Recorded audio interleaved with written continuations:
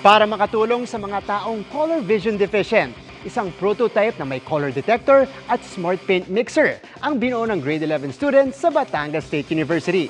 Tara, let's change the game!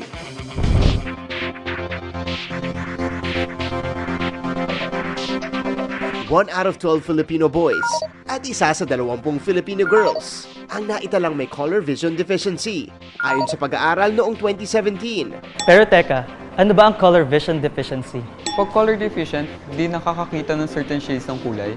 Halimbawa, kung may pulang bola, para sa taong color deficient, nakikita niya ito sa ibang kulay. Para makatulong sa color deficient individuals, hatid ng grade 11 students mula sa Batangas State University ang TACO, short for The Art Collaboration. Isa itong automated painting system na binubuo ng eco-friendly materials. Initially, this project po was for a competition. We planned to solve the problem po of diminishing interest in art. 3 million people in the Philippines po ang nagsistruggle with color deficiency. Nahatak po yung puso namin. Like, ang dami palang nagsasuffer sa gantong problem. So, bakit hindi namin i-try i-fix or even just make it a little bit better? Tampok sa prototype ang color detector at smart paint mixer na pwedeng magbigay ng instant paint sa user. So ilalagay natin itong yellow na paper dito sa ilalim ng color sensor. Automatic dito sa LED screen na makikita natin sa taas. Yan, dyan niya ipoproject kung anong kulay nga ba nung papel. Yan. Oh, di ba?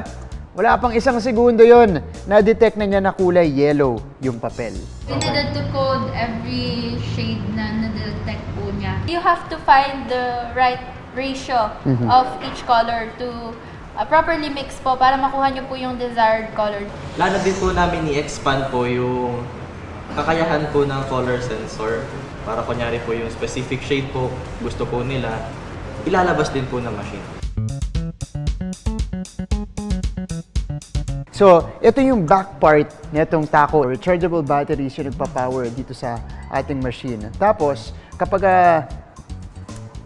nalagay na natin to sa ilalim, tapos na-detect niya na yung kulay, automatically, ika-classify niya yan into primary or secondary color. Isang imbensyon may layuning matulungan ang mga color-deficient individuals, pati na rin ang kabataan, hindi lang matukoy ang tamang kulay, kundi magkaroon ng panibagong interes sa mundo ng sining.